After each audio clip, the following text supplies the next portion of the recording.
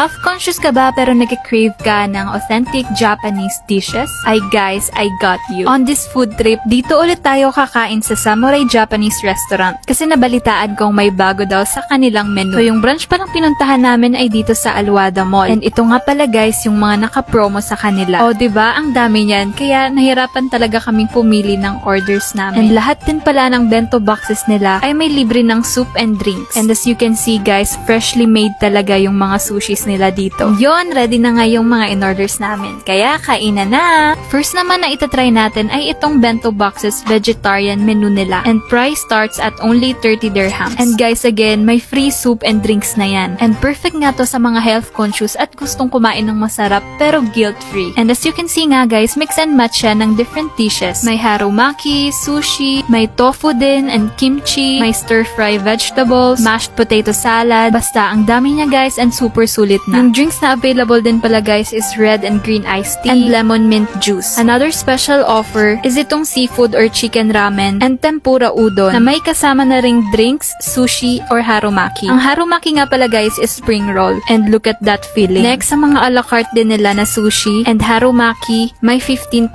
discount. And available din ito sa beef, chicken, or vegetable. And of course, meron din sila ditong meat or seafood na bento box. And super nasarapan pala ako sa chicken nila guys and nuot yung flavor sa meat niya. And of course, hindi mawawala ang desserts. And na-amaze talaga ako dito sa natural ice cream nila na made from fresh fruits. As you can see naman guys, yung lalagyan niya, totoong fruits yan guys and masarap din. Meron din silang Japanese cheesecake na super yummy and fluffy din. And yun lang guys, sana nagutom ko kayo. And try nyo na tong bagong menu sa Samurai Japanese Restaurant. See you there! Bye!